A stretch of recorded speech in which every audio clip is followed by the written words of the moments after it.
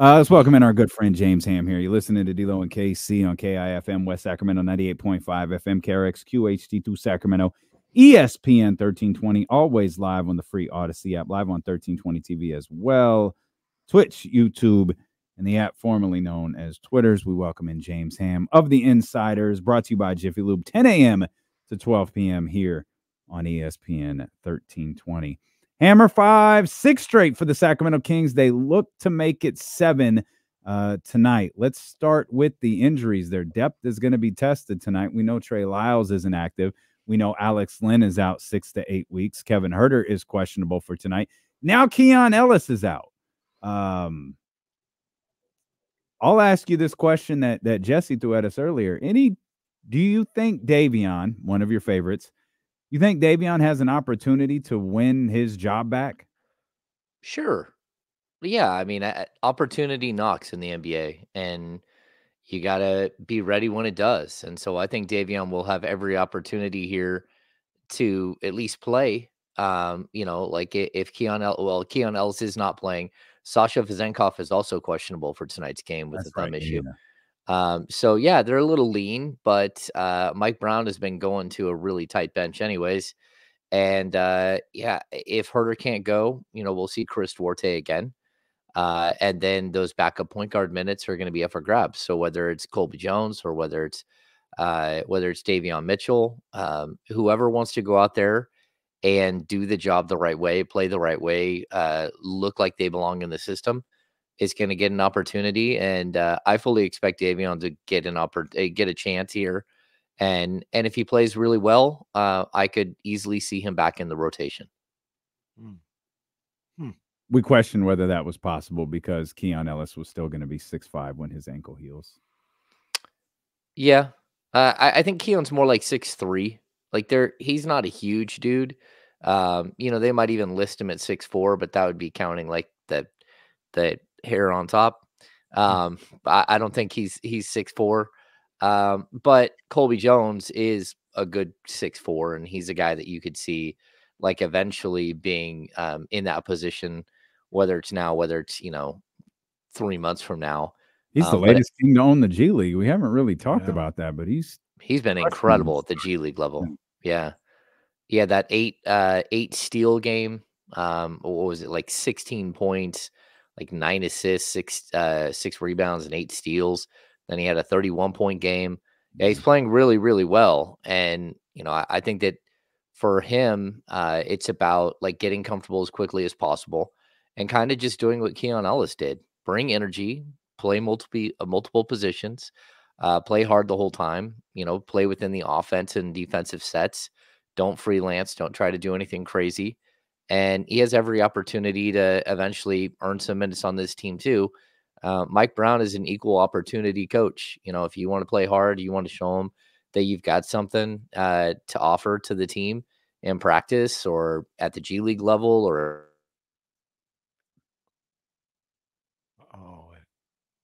Wow, it's official. 3:05 early. Wow. And shout out to the Chatty House because they were on it. They were on it quick. Early. And they was like, yo, what's happening today? That is an official ham freeze at 3:05 on a Monday.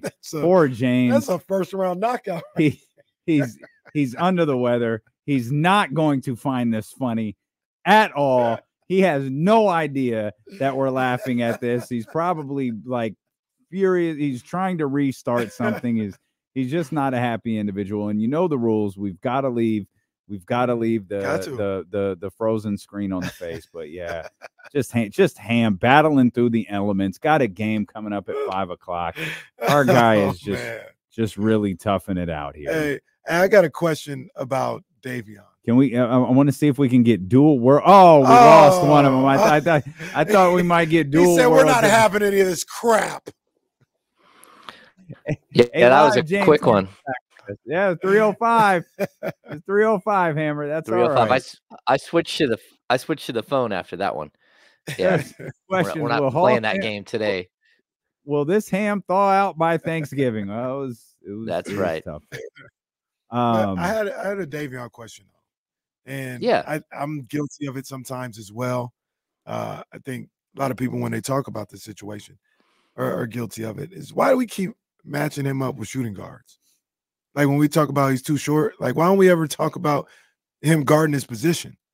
Which, like you look at the Kyrie Irving situation last night, that's who he'd be guarding, or he should be guarding, and he can match up and stop those guys. Like we think about the Klay Thompson situation.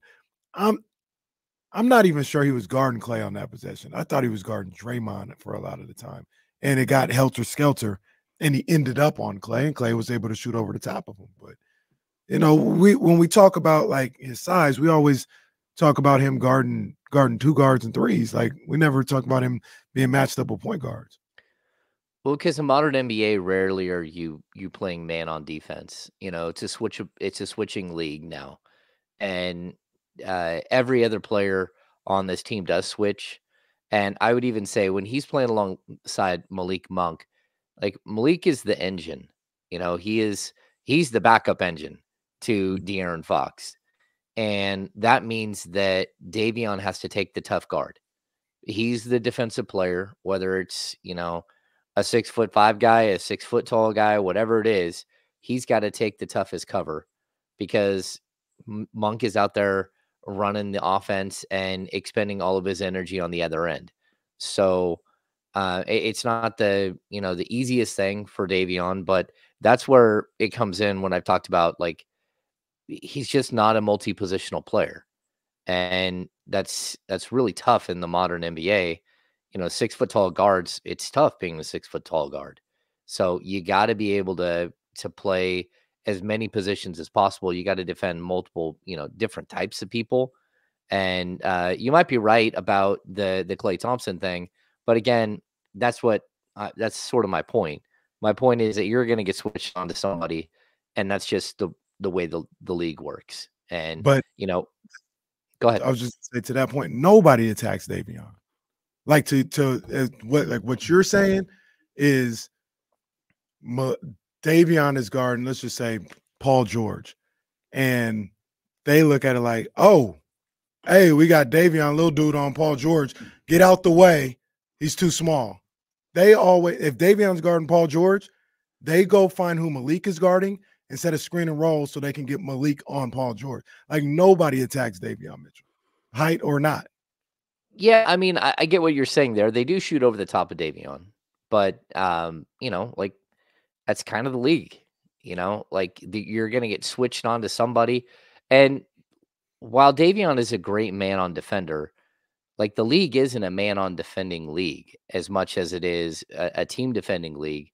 And I would make the argument that Davion, while an incredible on ball defender, is not a very good off ball defender. He really does struggle to chase. He struggles to, when the ball is somewhere else, to keep his attention span on the player he's guarding.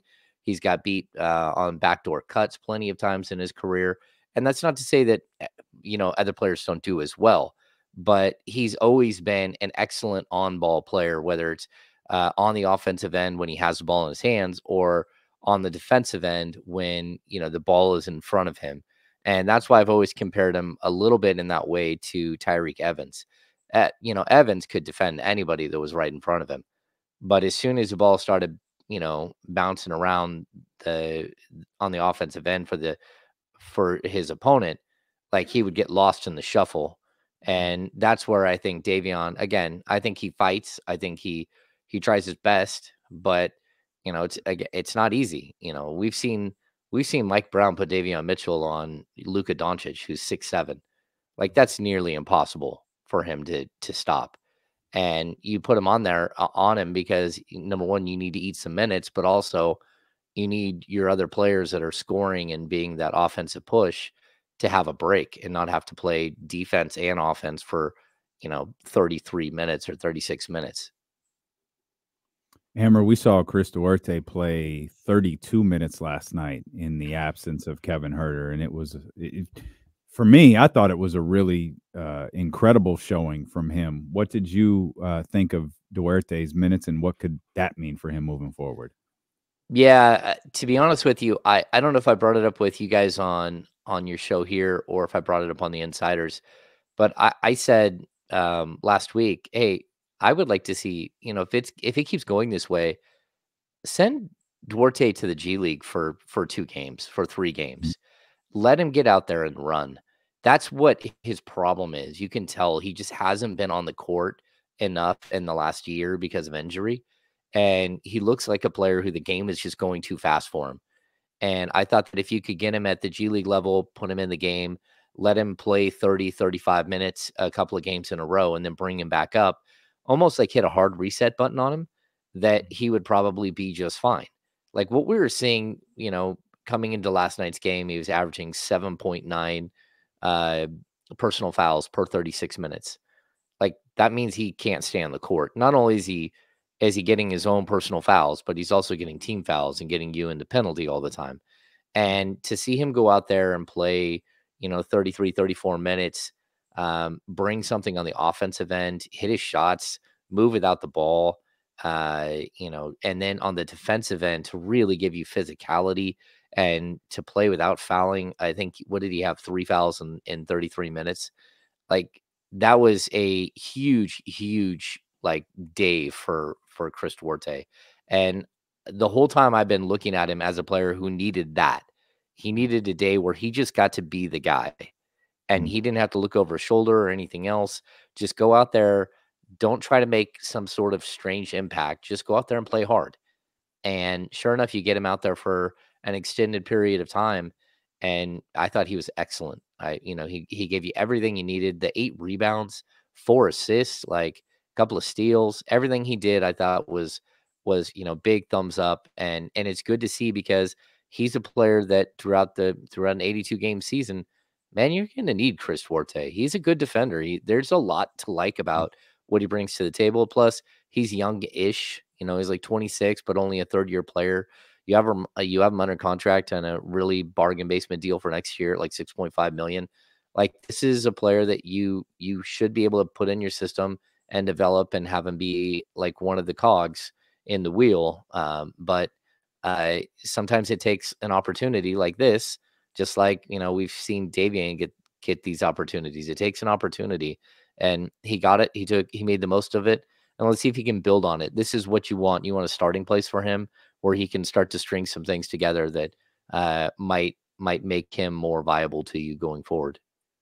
I thought you made a really good point when talking about Duarte earlier in the season about him, needing to just get his legs under him. He didn't play much the year before due to injury and roster situations. So he's got to get his legs back in that way. And then he's going to a whole new team, in a new system and a new way of playing basketball on the offensive end. And I know I was critical of his early season moments in the first couple of weeks or so. And you were like, hey, it may take some time for him to get himself together. And that, went into what you said about him going to the G League. And after what we saw, not only last night, I thought he played well on Friday as well. We may be getting to the point where, he is starting to just feel comfortable with his role on this team, the style of play and all this other stuff. Yeah, the difficult thing for him too, it's always going to be that he's on the bubble of the rotation, right? And so whatever minutes he's going to get, it's a little bit like Davion. Like you can't just sit there and worry about how many minutes you're going to get. You got to get out there and play and play smart. Don't go out there and, like I told Kyle today, is like he's out there like kung fu fighting. You're like, what are you doing, man? Like we have JaVale has minutes like this too, where you're just shaking your head like that wasn't part of any plan that anyone wrote up on any board anywhere, not even once. And so when you're watching Chris do some of these things, you're like, okay, this is just like him trying too hard. And he needs to relax. He needs to have an opportunity to settle in. And you're right, getting to know your teammates. Remember, like teams bond on road trips. The Kings have played a bunch of games on the road already this season, but they're in the middle of a 6-game road trip. They're halfway through. These are the moments where you start to see what bonding on the road looks like, where all of a sudden someone might feel a little bit more part of the team, a little bit more part of what's happening. He gets the crown as the defensive player of the game. Those are big moments for a player who's trying to fit in and trying to find his place within a new group. And so again, there's no negative to take away from the Chris Duarte situation is in Sunday's game. And you just hope that, like, look, build on it, stay healthy, keep getting stronger, keep getting better. And now you have a game film you can go back and watch and say, that's the player I need to be when I step on the court for the Sacramento Kings. And James, there's no negative to take away from the Western Conference Player of the Week, De'Aaron Fox. He is playing at an extraordinary level for Sacramento right now, and he seems to get better. He had 43 on Friday, 30 points last night in a game in which he was able to sit virtually the entire fourth quarter. What have you seen from De'Aaron in the now 6-7 games that he's played that clearly show us, hey, this is different? Like he's playing on a different level than everyone else right now. Yeah, I think, we can point to the defensive end where I think he's been incredible. I think he's averaging 1.8 steals per game, and he's super active. He's picking guys' pockets, but he's also out there getting deflections, putting pressure on the ball handler. These are things that we're seeing because, like, look at all the deflections the rest of the team is getting. Like, they are starting to sort of, I don't know, like, build off of what he's doing on the defensive end as well. He's putting pressure. It's making, passes that would normally be easy passes a lot more difficult. His teammates are, getting deflections all over the place. Like, he is the snake now on both ends of the court, and I think that's big. The other thing I think he's doing is he's not waiting until the fourth quarter. And I think, last year he played so well in the fourth quarter, but a lot of times it was out of necessity, right? Like, this team wasn't good enough. They're good enough to win games. They weren't good enough to put teams away. And so we had all of these games where the Kings are in these epic battles in the fourth quarter. Well, you were hoping that there would come a point where, you don't need that. And so by him starting out, like, you go back to the game yesterday, dropping 13 points in the first quarter, like, he set the standard for what was going to be the rest of the game. Now, he did take a break there in the second and the early part of the third, and then he took over and got up to 30 points really quickly. So I like that he's distributing his points more evenly, and that the Kings don't need him to be fourth quarter Fox, because in most games already, they're actually way up on teams in the fourth quarter. They have comfortable leads where he doesn't have to have that mentality that he's going to take over and be the only guy there. And then the other thing is he's shooting 41.7% from three on 8.3 attempts per game. Like, I never thought we'd get to this point, and I don't know, if he's going to be a 42% shooter for the rest of the season, or if he's going to be more like around the 37, 38. But either way, if that's who he's going to be, this is one of the best players in basketball. If he can add that 3-point shot, if he can add that 3-point shot, there's almost no way to defend him. And teams are, they're trying to pack the paint to slow him down. Okay, I'll just go ahead and lace a bunch of 3-pointers over the top of you. And it's not just that he's hitting 41.7. It's that he's taking the 8.3 or 8.6, whatever it is. Like, you need him to take that type of volume in order to gain that type of respect. And then we'll start to see him, even pull more things out of his bag that we haven't even seen the mid-range yet. He hasn't. Last year, he lived in the mid-range. We haven't seen it hardly at all because he doesn't need it. He's like walking to the basket. That basket he had last night where he contorted his body around like 3 guys and laid it up, just stunning. Just like everything he's doing right now is really impressive.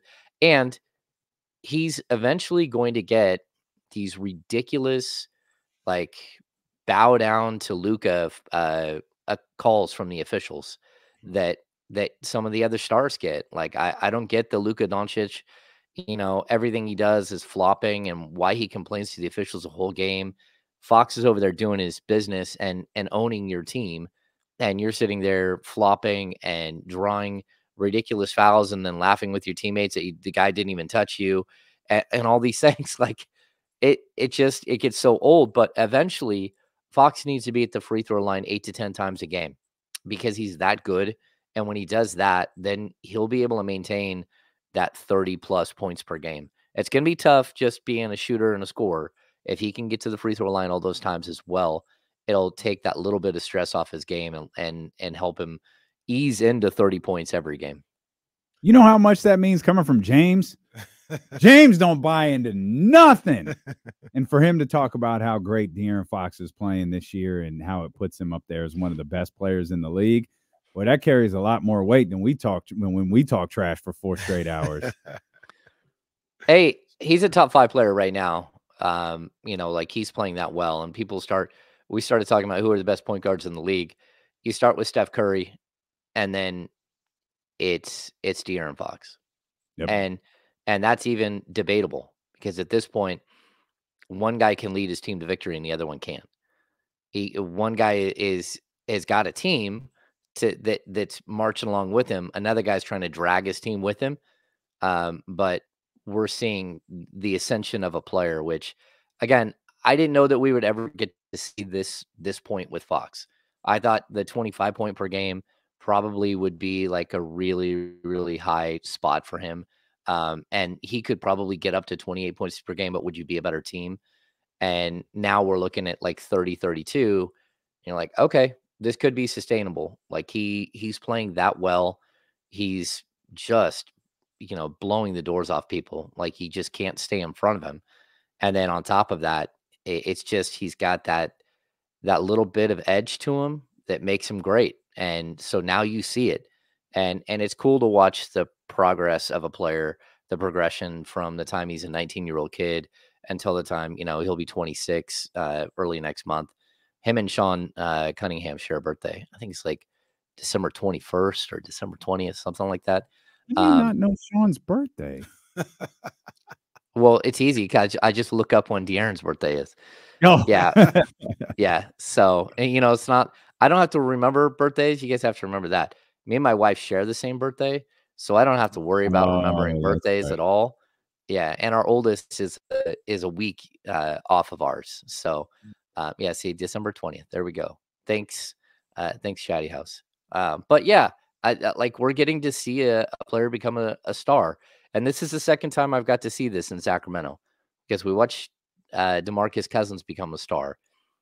But it's different because this one feels more sustainable and it feels more like it's a person that you can put your entire franchise behind and have faith that he's going to do the right things and he's trying to build something where someone else, DeMarcus was always trying to, it wasn't that he wasn't trying to build something. It's that I don't think he knew how. And he was, trying to yell at his teammates until they got to that point. And that's not usually the way to lead people. And so just 2 different paths, but it's really cool to watch somebody come into the league and get better and better and better. And then all of a sudden you think that they've tapped out and then all of a sudden they're way better. And you're like, wow, like to watch someone become an NBA superstar is pretty cool. Yeah, James, the same thing with me. He's a lot better than I gave him credit for coming into the league. And I thought he was a franchise changer. I was like, this guy can change a franchise. He's really good. He's a heart and soul type guy. He's 21, 22 points per game, 7, 8 assists. Never in my wildest dreams that I think he could be a guy that could lead the league in scoring, averaging 30 plus per game. And, it feels like, I don't know if he's going to average 30 a game, but it feels like this is real. This is where he's at. This is how he plays basketball now. He's able to seamlessly get 25 to 32 points a game. Yeah, I know the old adage is what a broken clock is right twice a day. Vlade Divac's made a lot of mistakes, but if we're going to look at like the process, he found one. And that's all you can say at the end of the day. The process is to find a superstar. Wherever it is, you find him and you bring him along and you figure it out. And Vlade got this one right. Vlade, from the moment he drafted him, said this is the guy without any question. There was never, like, from Vlade's point of view, I watched him the whole time. He kept saying it. This will be our guy. Trust me. And he was right. And real quick to that point, because we had a discussion earlier, James, about Luka, and Luka's an unbelievable talent. One of the most talented players we've ever seen in this league already. So it's not a shade to him. But maybe what Vlade was talking about a little bit was because it wasn't Luka or Fox in the same draft, but you had a decision to make. You're like, do we get Luka and we maybe lose Fox, or do we get Bagley and try and pair those two together? And maybe some of it was there's a certain De'Aaron has certain intangibles that you want and that you need when you're trying to turn around a franchise like the Sacramento Kings. It's not just about the talent. It's leadership. It's not blinking when the franchise is going through this drought or whatever, staying with it, not getting down. Maybe those are some of the things that Vlade saw in Fox that he was like, yeah, even for Luka, I can't turn away from this because that's what's going to be needed to turn this whole thing around. Yeah, I mean, the 2018 draft, like, no one can say that Vlade got it right because he didn't. But honestly, if he would have drafted Jaren Jackson Jr. and he would have become the same player he is right now, that would have been a great fit next to Fox too. He just chose the wrong guy, and I can see why he did what he did. They had no interest in DeAndre Ayton at all. But like looking at the other group of players, Trae Young would never have fit with De'Aaron Fox and Luka. I think he's right. I don't think it would have ever worked. Although we did see last night when Kyrie and Luka are rolling together, like it's some pretty incredible stuff. Those are two of the greatest shot makers we've ever seen.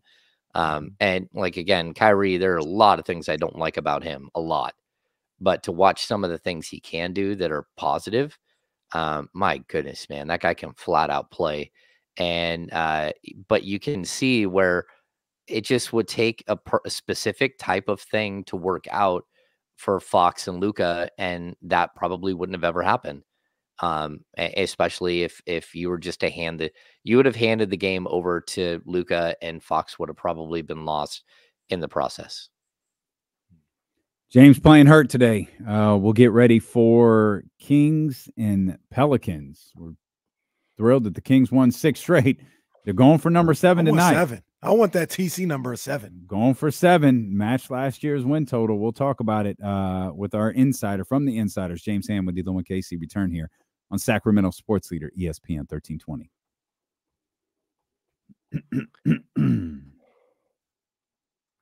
You know the play with Luka that pissed me off the most? All of them?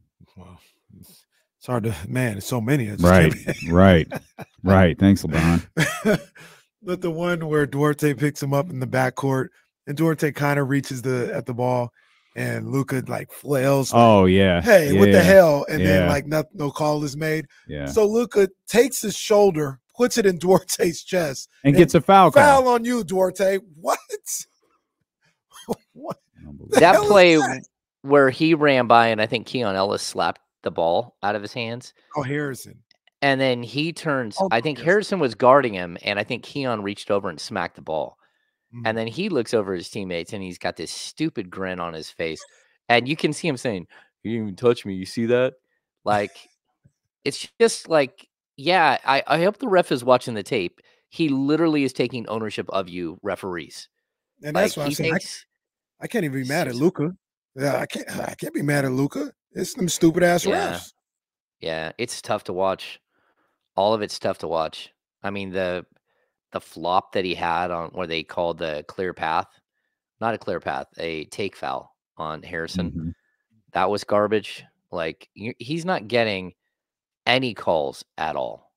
Like, I mean, Fox isn't getting any calls at all, and Luka gets all of these calls. It's so frustrating because you're just seeing such a lopsided, like, way that they handle their business.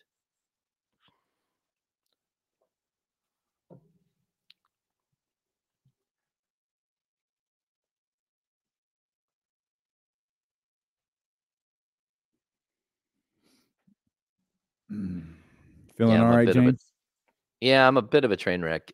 It's sleeping that I have the trouble with because I get all congested and then I wake up like 50 times. You got to take something that'll knock you out. Yeah, I'm a really sound sleeper, so for me to ever have to wake up is very unusual. I think this morning I was up at 5, just hacking away. This is a 5 o'clock start, right? Is it 5 or is it 4:30? 5. Okay.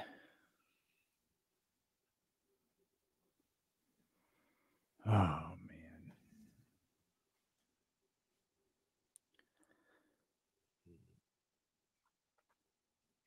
What the hell is Matt Pearson talking about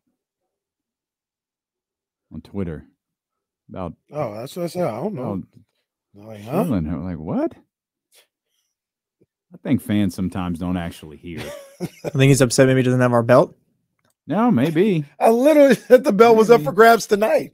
What's this guy talking about? Maybe. Like you said, people don't be listening though. They don't listen. Florida State at Florida, Georgia, Georgia Tech.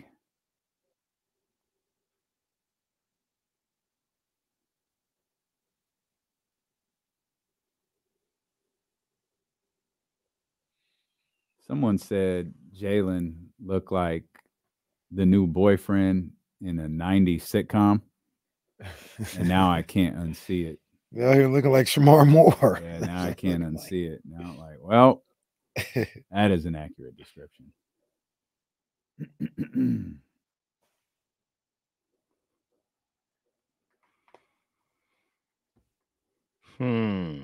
Raining out there too. Ooh, that weather looks tough. Goodness gracious. That benefits the Eagles. They got the running game. That weather looks tough. I got a big fantasy football game tonight.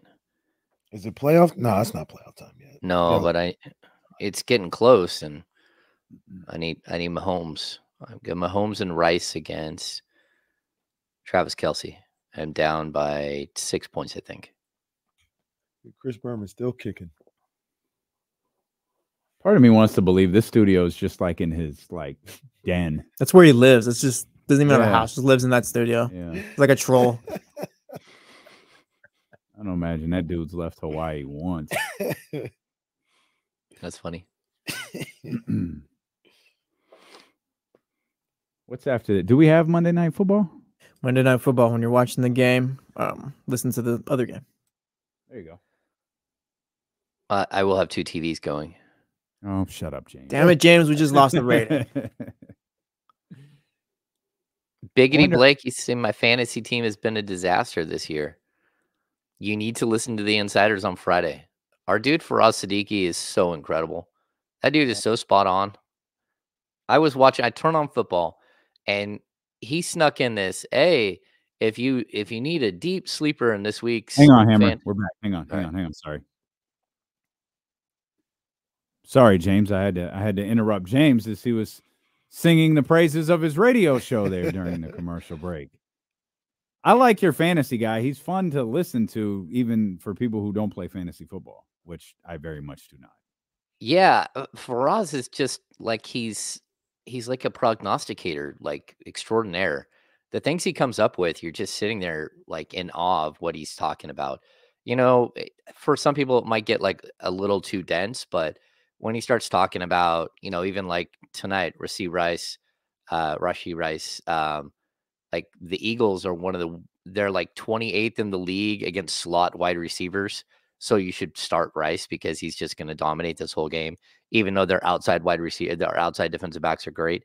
But yeah, he had snuck one in this weekend on Friday. He said, hey, for any of you guys out there who need a really, really deep, you know, wide receiver pool because of all the bye weeks and injuries and stuff, you might want to pick up Rondell Moore because he's probably going to do something this weekend.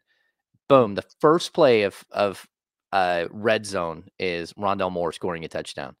You're like, what the world? Like, how do you know this stuff? Yeah, he's good. He's really good. Did you take it as his advice? Did you get those points? No, I already have 8 wide receivers. He told me which of the 8 to start for sure, which of the 4 to start. But yeah. In the meantime, I'm 7-4 in my fantasy league. I haven't paid attention to it not once.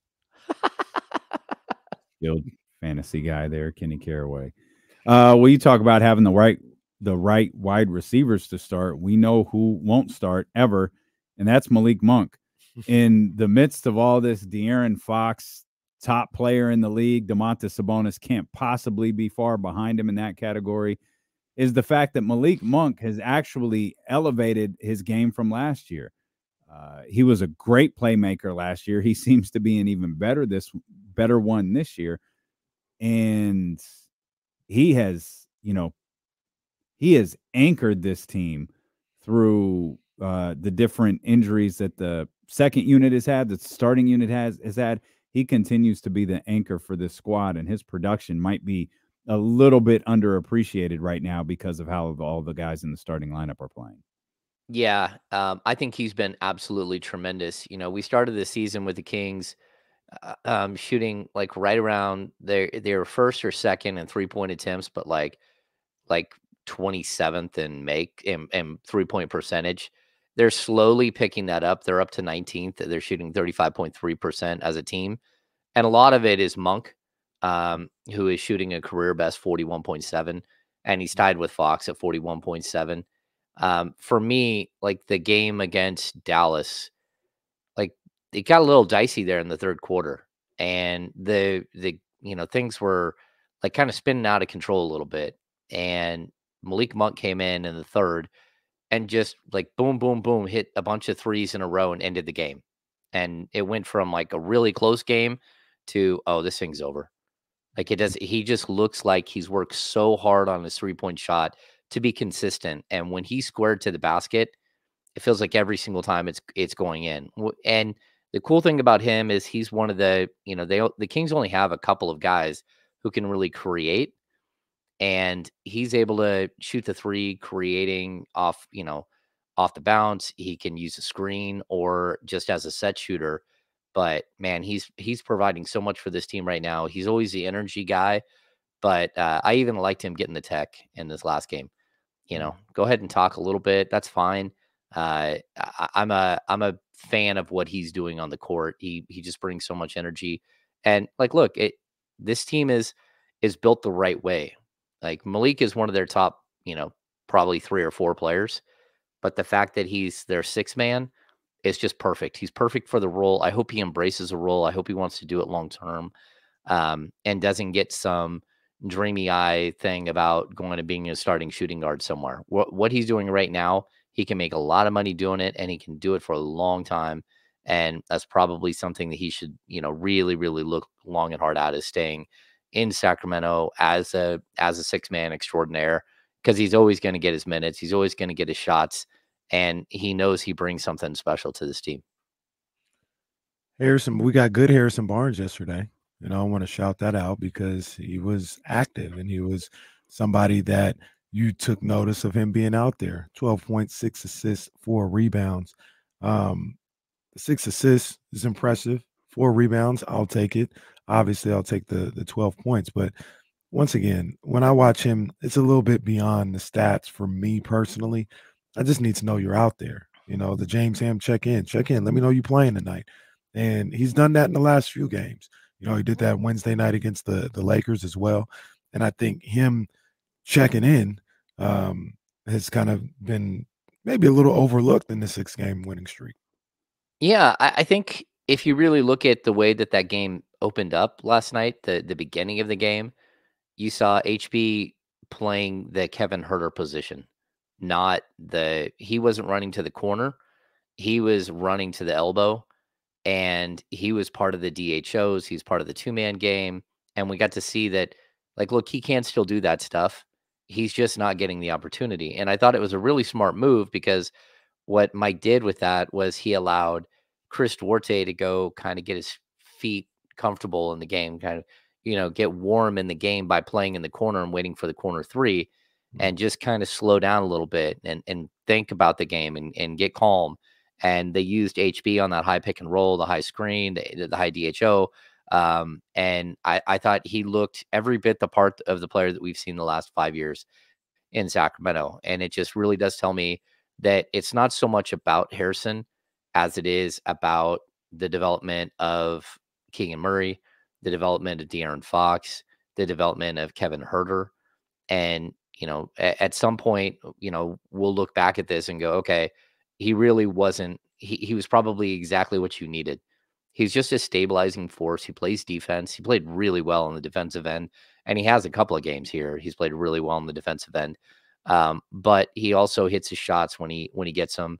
And when you need him to go in and get a couple of buckets, or when you need him to get a couple of assists, I thought he was one of the catalysts for the ball movement. And the Kings moved the ball so incredibly well, but early on it was him, and that's kind of a surprise because he's not a big assist guy. But to see him sit at 6 assists was pretty strong when he's averaging 1.2 coming into that game. Kings are cooking offensively. There's no doubt about it. But the conversation around them on the defensive end seems to have changed quite a bit. Especially, I mean, mainly amongst Kings fans, because Lord knows the people who write about the league aren't watching and paying attention. Is that the catalyst to everything else we're seeing, what they're doing on the defensive end? I pointed to the Fox play last night where he dove on the ball and hit I can't remember who, but hit them in that's who I thought it was too. Hit Domas in transition and got everyone running up the floor as he was still picking himself up off the ground. Is that a reach, or is defense really fueling what this team is doing? Yeah, I'm not sure if it's fully defense fueling because a lot of teams are shooting around 40, 48, 50% against the Kings. Numbers. But I will say that the way that they're rebounding on the defensive end, the way that they're finishing possessions, the way that they're getting deflections and steals is huge. So while they are allowing teams to shoot a pretty good percentage, they're also getting a lot of turnovers, and that's good. So it's sort of a hidden stat that, when you turn the ball over, you don't take a shot. And so you can have a high field goal percentage, but lose by a bunch because you turn the ball over 20 times. And, we saw it against San Antonio where they have 20 steals in that game. It's either that game or the game before. The game. Yeah. Yeah. So when you have, that was against the Lakers, right? Mm-hmm. Yeah. When you have 20 steals against a team, that's insane. Like that's happened like a handful of times in the franchise's history. So like if you can get out there and be aggressive, so maybe it's not that they're just this lockdown team, and maybe teams still have confidence in them.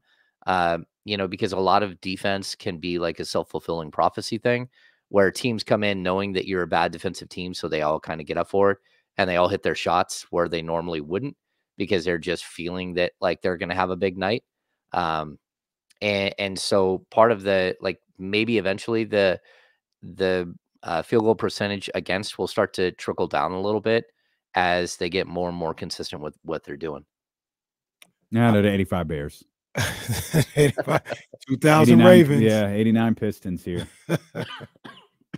Hey, what did you think about Keegan Murray the other day?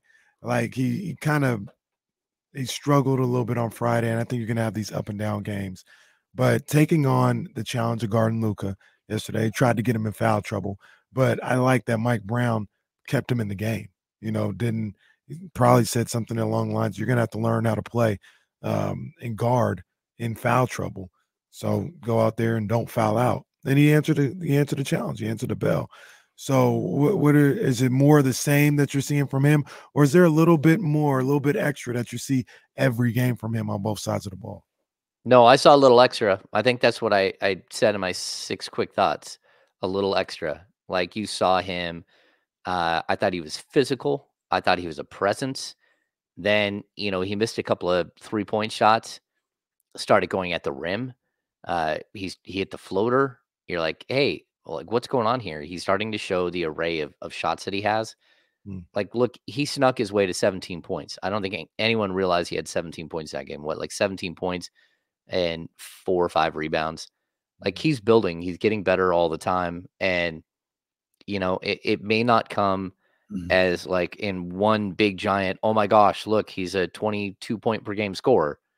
Like it's going to be something that gradually happens where he just gets better and better and better at what he's doing. And I will point to De'Aaron Fox where, again, is there that much difference between De'Aaron Fox this year and De'Aaron Fox last year? I don't think so. But he's got, when you're that good, that little bit extra that you get better during an off season can mean a lot. And so like incrementally, Fox has taken this massive leap as a scorer, and in most categories. But it's really just being a slightly better version than the player he was last year. If he can hit, again, if he can even remotely close to 40% on threes, where last year he not only, was down around 32, 33, but he started to not take threes because of that. The fact that he's taking them, that he's that confident in what he's doing and that he's hitting them, that really does bode well for this team. Man, if he got his free throw percentage up, he's 50 and 40 right now from the field. And he's not, and from three, he's not even approaching the 90. He's at 75%, which is the one you just want him to be automatic. But to think that he could be flirting with that 50, 40, 90 is crazy. The funny thing about the Kings is their three primary scorers this season so far have been Herter and Fox and Sabonis. None of those guys are great free throw shooters. And, Keegan's a good free throw shooter and Barnes is a good free throw shooter, although I don't even think Keegan's hitting that well this year. They're just not a good free throw shooting team. And I don't know why that is. They're 27th right now in the league. As a team, they're only shooting 73% from the field. And that's not great. That's not great at all. Yeah, I need Delmas's field goal percentage is 63.4. His free throw percentage is 63.3. Oh man. And Keegan did pick it up, and actually Kevin Huerter's been really good this month, this year so far. Kevin Huerter's gotten better over the last. He had a rough first half of the season from the line last year, and he got better as time went along. But all those guys, if I can see this team, I know you got your big man shooting free throws and things of that nature, but I need to see them 80% as a team. And it's crazy that these little things are coming out. Like Will Z talked about how they're still like 20th or something and three-point percentage or whatever. Like all these numbers, the free throw percentage, yet they're putting up 129, 132. Like it sounds crazy, but it feels like they can reasonably improve on the offensive end as a team. Like it's not even saying anything crazy. Like me saying shoot as a team 80% from the free throw line. That's not like asking them to shoot 95%. That's just be 80%. That's another maybe a point and a half a game for them. Yeah, I would say like over the last 6 games when, the Kings have been rolling, their offensive rating is up to 120.3, which is a little bit above where it was last year. Their defensive rating is down to 110. So their net rating in this 6-game win streak is a plus 10.1. Like they have been really incredible. But even during that stretch, their pace still hasn't come all the way back up. So they're at 100.91. That game last night where they put up a bunch of points, it was barely over 100. And so like what we're seeing, and I'm not even sure if it was 100, we're seeing them, they're getting better at these aspects of the game on the offensive end. Their pace last night was 97.5, but their offensive rating was 134.4. Like you can't compete with a team it's like a finely oiled machine at that point. And, again, I think Herter means about as much to pace for this team as De'Aaron Fox does. Like his ability to play with pace in the half court set is tremendous. And he really does amp up the speed the game plays at in the half court, and not having him there. I think that's probably where we got a little bit of the let off, but it doesn't matter when you clubbing a team. What do you think about this game against the Pelicans tonight? I think it's tough because this is the first back-to-back they've had on the season. You're not at full strength. You got some guys that are beat up. Just the way the week plays out too, where you have a game on Monday, you have a game on Wednesday, you have a game on Friday. There isn't like a big bunch of time to catch your breath, especially with a holiday tucked in there. So like, I don't believe in like trap games, but this is a game that's just going to be tough to get. We saw what Dallas looked like last night on the second night of a back-to-back. The Kings just kept pushing and pushing and pushing, and they couldn't keep up eventually, and they faded. This is a game where I could see the Kings maybe have the same problem.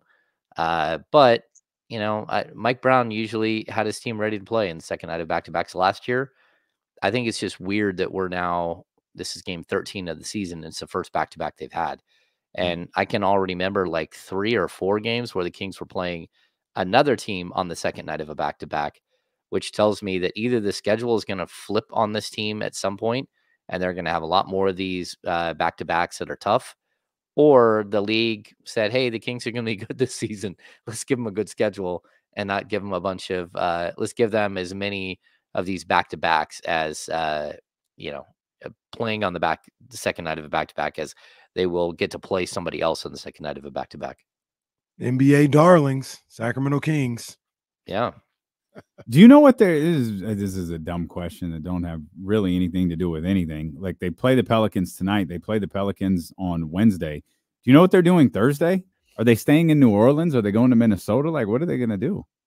Yeah, I'm going to guess because of air travel and all that craziness that they'll probably fly out of New Orleans and head to Minnesota on Thursday and figure out some spot to be at all day on Thursday. And it's always possible that they do stay another night in New Orleans and then fly out Thursday evening. I wouldn't be shocked if they did that, but I haven't asked. New Orleans is usually a pretty fun place to hang out. And so I could see them hanging out a couple of nights there. We'll get to see what they look like on Wednesday if they had a little too much fun on Tuesday night.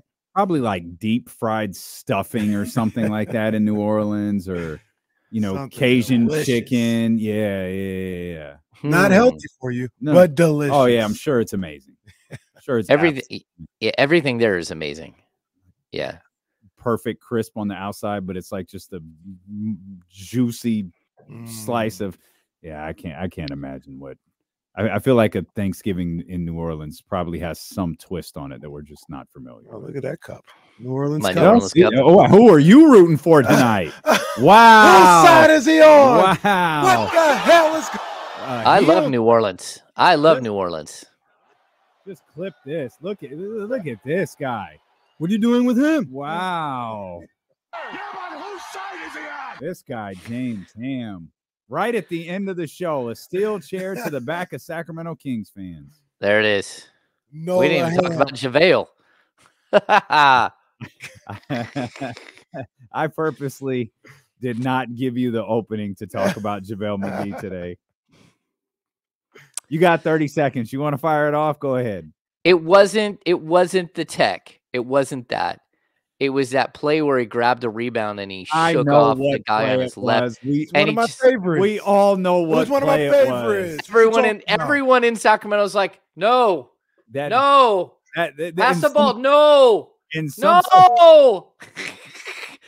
No. In some circles, we call that the James Ham play. We knew that. Oh, that's the one Ham's going to be talking. Here it comes. Here it comes. Like, what is he doing? Like, look, you're going to have to live with JaVale McGee right now because it's all you got. He has to understand that. He has to understand that if something happens that, like, Philip Petrusev is your backup behind him. That's like, there's no Trey Lyles. There is no Alex Len. We'll get one more of those tonight, and then he'll settle down. JaVale, he's going to give us 7 points. We got to go. Make sure you're tapped in tomorrow morning beginning at 10 a.m. with James Ham and Kyle Matson on the Insiders, and we'll